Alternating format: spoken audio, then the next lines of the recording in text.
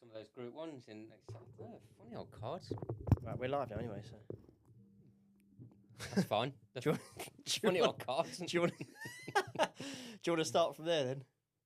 Yeah, how weird is this? This is the next episode, and we went out and bought the same drinks. We've ended up in the same clothes. That beer lasted ages, mate. A week. So strange. Welcome back, everyone, for episode 15. We're talking about ASCOT, and we're just briefly, because it's going to be It's going to be closing the curtain on flat season. And the picture behind us represents that jump season's coming, which... That is another one of my faves. Yes. What horse is this? Well, I didn't know you were going to put the picture up, but to me, looks like Florin Porter. Florin Porter. Before we talk about Ascot, obviously, yeah, jump season is coming, and I really want to talk about jump season in this episode, but I think we're probably best left to the next episode because we've got to bring the curtain down on flat season. Right. Florin Porter absolutely hammered his rivals in the Kerry National recently. Did you see the race? I did, and the absolute disgrace from the other jockeys. Talk to us about it. Tell us tell them what you told me. Don't hold anything back. What? Tell them what you called all the other jockeys. Well, we know from this horse because this was a horse that when we were doing our tipping days, we tipped this horse. It's saying all about you. No, that's what I was saying. Although it wasn't my station. Anyway, we tipped this horse in the Stayers Hurdle, didn't we? Was it 3 or 4 years ago? Must be, yeah. Yeah, it was 12-1. And it was almost a bit, like we've said before, a couple of horses. Why is this horse not fancied or being overlooked at 12-1? It went to the front, and it does this a lot in its races. It goes to the front, and it just literally murders the field. It goes off, goes, come and get me. And a lot of the time, horses can't. They don't come and get him. And he goes, yeah, fuck you, I'm gone. See you later. And in the Kerry National, did the same thing. Went off, 15, 20 lengths clear? It was something like that. There was Sam Twist and Davies was riding the real whacker in the race. Fell, didn't it? Who is also, yeah. But what I'm saying is that horse is also a known front runner. We've seen it many times at Cheltenham. They gave this horse 20 lengths lead and just thought, we said, didn't we, like, what are you doing? Maybe it's just that he's got such an engine that... They can't go with him. They can't go with him. No. Yeah, maybe that's what it is. Maybe it's been maybe... but yeah, it's... Whether it backs up this season, don't know. Time will tell, I guess. How old is this horse now? Got to be 8, 9? Got to be, yeah. Didn't you say something about you'd send it to the National? Oh, Did you God. say that, or am I making that up? No, I did say that because it was the Kerry National was a real different test for this horse, and obviously let's remember that the horse. I don't think the horse has had as many starts over fences as it has over hurdles yet. Yeah. I'm sure that he's still quite lightly raced over fences. If I'm wrong, I apologise. But this I don't know how, but at his age, he seems to have improved over fences. Yeah, he's improved for the bigger jumps. Interesting to see where they go with him. So wherever, I guess it's all options are open. Well, I'd say so. Yeah, there was a joke on Racing Post. One of the geezers that is part of the syndicate said, "I'd love to send him to the National," but Oh, is that what it was? Yeah, I mean, interesting, because the National's nowhere near as demanding as what it was 10 years ago. Nowhere near. So yeah, it's something to think about. Little thing to open episode 15 up with, and we're just flirting with everyone at the moment. Comment. What do you think of Florin? Are we Porter? Crazy or what? Over the Grand National fences. Come on, tell us. Call us what you want. Yeah, that's right. Yeah, we love it. We relish it. Anyway, look so by the time this episode goes out, again to let everyone know where we are, Ascot will be next weekend. Next weekend? Yeah, we'll be next weekend. Because previous episode will go out when it goes out, and by the time this goes out, that's what will happen.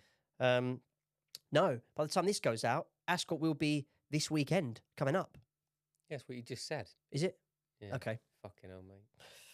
So, which means we've got 5 Group 1s on the same day. as well. Oh, let's rattle through them then. It's on the 19th. I think it all. Sorry, yeah, on the 19th it all kicks off, all on the same day. I love Ascot. One of my best memories from Ascot Champions meeting is Cracksman powering to the line to win the Champion Stakes twice. Yeah, 2017, 2018. Same colours as Golden Arm, wasn't it? Yeah. On the 19th, we start off with the Long Distance Cup. And for some reason, Racing Post has got the odds all over the shop. Got it asked about tip. Kyprios will be in it and his odds on. Kyprios is odds on favourite. I think the bookies have him at 8-13 at the moment. And dare I say, I don't know whether that will be his final race or he goes for another season. You're asking a lot of him to go another season, aren't you? Yeah, what is he, 6? He's 6. So I'd say that's probably that's the end of it. Yeah. However, I know we said earlier, was it 1, 2, 3, 4, 5? Yeah, 6 races he's had this year. That's what we said before, wasn't it? Mm-hmm. And he's won every one. Yep. And I think he's probably getting bored now, isn't he? He probably is getting a bit bored. Yeah, he's still. Do you know what?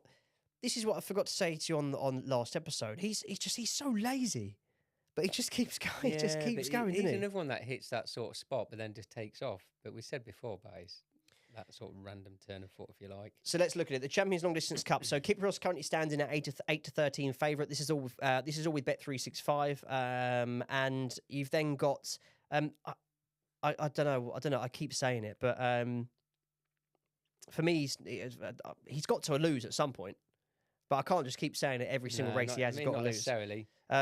This horse of Tom Clover's. Okay, yeah, go on. Yeah, this horse of Tom Clover's, very interesting. Al Nair, who will probably be ridden by Luke Morris. And this horse is having its... If runs at Ascot, will be having its third run on UK soil over this distance, I believe.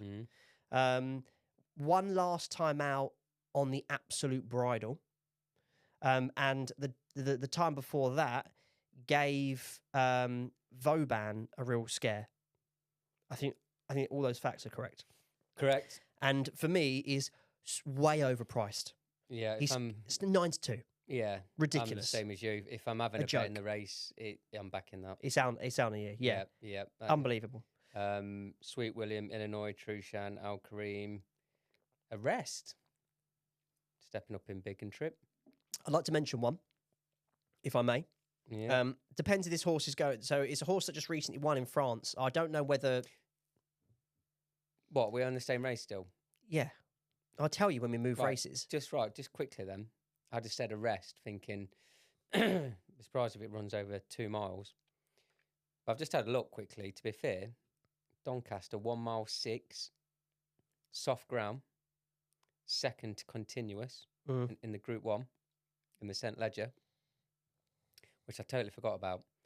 And he was staying on. So at 25-1, if he goes, never know. Maybe. Could be a new test for him if he stays. Well, he was, that 1 mile 6, he was staying on. I don't know what the weather's going to do that weekend. I haven't looked at it. But that's my opinion on that. Well, I want to mention a horse of Aidan O'Brien's, if I may. So, been following this horse for its last few starts. I think it's a huge price. I don't know if it will race or not. It's called Grateful. It's down the pecking order at 25-1. Won in France on Saturday in the Qatar Prix de Royale. Yeah, I did see that. Mm-hmm. I did see that. And I was was late on the outside. Chris Asumi on, wasn't it? Yeah. Now, I was pretty gutted. I didn't actually realise he was entered at all or racing in France. I only saw the results after. And he won at a very big price and not had many starts. Has been was upped in trip back in July and has had a few goals at 1 mile 6. And as soon as the ground turned soft, we saw a different horse.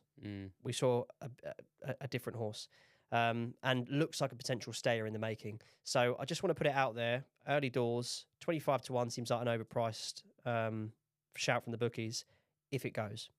All right. Interesting. But you know, if we're being realistic, and if I had to pick a winner of the race, I can't wait to see more from this Tom Clover horse. Yeah, no, that's fair. Let's move on because we've got a lot to get through. We've then what else? What's the next one on the list there? What do we have? There's the fillies and mare. There's a sprint. So obviously the Champion Stakes itself. Let's go to the sprint. I want to touch on the sprint because I'd like to mention another horse and put this horse out there as well. In the sprint, there's obviously, again, look, the markets are completely all over the place, but at the moment the favourite in that race is Kinross, which is interesting. Be coming back in trip, has just finished second in France, staying on. Montasib, who actually, do you know what? It was apparently a terrible Group 1 that Montasib won. Remember when Montasib won that race 4 or 5 weeks ago? Yeah, we spoke about this. Yeah, we did. No, we did a whole episode on it. We had him on the thing, yeah. Kind of Blue. I don't know if you remember, you liked this horse. This is James Fanshaw's horse. Looks like a real tough, battle-hardened 6-furlong horse. And back in the day when it had like 3 or 4 starts, you really liked it and put it out there at a price of 14 or 16 to 1 or something. It's just not quite it hasn't been able to do it and get its head in front yet. But I am backing Kind of Blue at 7 to 1 to be bang there in the frame for the sprint stakes. Yeah. Seems to be improving all the time. You got Floor of Bermuda, who stayed on in was the horse that saw trouble in Montasib's race, which could be staying on. And look, this is one of those races, anything could happen. Oh, mate, you've got. But we've spoken about half this field before. Innis Sherrin, I know. Elite Status, Swing Along. Mill Stream's in there. Mill Street. We've spoken about pretty much half of this field in months gone by. I don't know. Maybe a couple of days before I'll really get stuck into it when the field sort of narrows down. But yeah, we'll see. Take your pick, mate. We've then also got the Champion Stakes, the one that we're all going to be excited for. Economics to do the double. Yeah. Economics to do the double. For me, it's a no-brainer. He's still there in at favourite at 5 to 4. Has got a fight off Calandagan. Why can I not find the bloody race? Look, you've got a number of large priced horses in there. King's Gambit's in there. Oh, mate, yeah. To be honest, this is just a 2-horse race. Yeah, it is, isn't it? Yeah. This is Calandagan versus Economics. Los Angeles isn't going to race. City of Troy ain't going to race. August Rodin might come over. King's Gambit, I don't think can beat the first 2. Opera Singer, potentially. Then you're looking at My Prospero, Ambiente Friendly, forget it. Couple of O'Brien horse. It just looks like a 2-horse race, mate. Economics versus Calandagan. Yeah. And I'd quite like to see King's Gambit back in trip from the 1 mile 4 down to the 1 mile 2, 20 to 1 if it races. Yeah, but see, is it good enough to beat those 2? Probably not. No, Economics is an absolute banker to land the double. So Calandagan will give it a good. Don't get me wrong. We love Economics. We've been very vocal about Economics. I'm not fussed about Calandagan, mate. Give it a good race. I don't care about Calandagan. Yeah, should have too much, but Economics all day, really, for me. Yeah, doesn't look like it's going to end up a 2-horse race. So we've got no thoughts on that, and then we've got obviously the Queen Elizabeth Stakes. Charon is favourite for that as well. Now, the reason that I have come onto this race because this wasn't on the list. I feel like all I'm doing is mentioning horses here, but I want to mention Prague for Dylan Cunha. Dylan Cunha is a small-time trainer, but this horse has like completely transformed his stable because it's just recently won a very hot race. Danny Tudhope will be riding, has to be supplemented for the I'm going to race. say I can't see it in the betting, No. so I don't know what. Has to be. It does need to be supplemented, but he is going to supplement it, and I think it's got a big shout, huge shout. I don't think many people know much about this horse, so look, we'll see. But Charon is favourite, and has been an amazing horse this season. But we'll see what happens there. So again, it's another one. Let us know your thoughts on the Queen Elizabeth II stakes, please. And then you've got the fillies and mares. Were the favourite. Calpana. Do you know what I've just seen? I missed that race with Charon, where it got beat. What you? No, you didn't. Didn't I? In France. Yeah. You saw it. Did I? Yep. Have we spoken about it? Done it. Dusted. About 7 episodes ago. Oh, did we? Yep. Oh, maybe I did see it then. Maybe So, I'm just losing the Don't plot. bring that into here. You'll ruin it. Yeah. Yeah, and Calpana, and we've got Calpana as favourite for the fillies and mares. A horse just seen in that race, actually, which I don't know what has happened to this horse. Maybe it just got hyped too much and it's just really not as good as what everyone thought. Ilang Ilang. Last again. Oh, I know. Yeah, it was last. In France. Of course she Fucking was, hell, yeah. Mate, what has happened to that horse, Mum? I remember Derby Day, and we thought, oh, well, get on the double. But But it did. it didn't happen. No. I did a treble, actually, with Kit Brill. We at Luxembourg as well. No, I did. Well, I had a treble, but... Yeah, I don't know what's happened to that thing. So we'd like to hear everybody's thoughts on Ascot weekend, please. It's been an incredible flat season. I'd like to know a highlight from you from flat season. Oh, put me on the spot there, mate. Yeah, I know, but give us a highlight. Bring the curtain down in fashion. What has been your best moment? What has been your favourite moment of flat season? Race, horse, seeing it Well, win. it's gonna have to be an obvious one in it because you want to talk about the best. Obviously, Blue Stocking Sunday was great. City of Troy's back-to-back Derby Juddmonte was impressive. After absolutely blowing out and looking like shite in the Guineas to come back, and obviously that we'll go over to America soon for the Breeders' Cup. Yeah, in November. So, oh God, what else? Don't know. What's yours? You have to give me a minute. What else? Mine is Jan Bruegel. Winning the Ledger. I love the Ledger. I really do. I love the Ledger so much. And I thought it was just, I love to see a young, improving horse pull off a display like that. Just, closed so many mouths and really showed that he could be potentially a new kid on the block. I love that. I really, really do like that. Yeah, no, that's fair enough. So the St. Ledger for me. Yeah. Oh, so many in there. So many. Why don't you go with the Arc? Let's go with the Arc then. Okay. The Arc. Let us know your best highlight from flat season 2023 to 2024. It would be good to know that, so we can just collate everyone's and see what the favourite is there. I think we're coming to the end. Were you just about to say something, or not? No, I thought you was going to say something else on the jumps. Oh, on the jumps. No, it's, we will do a separate. We will do a separate take on. We'll do it. The next episode will probably be based on jump season coming.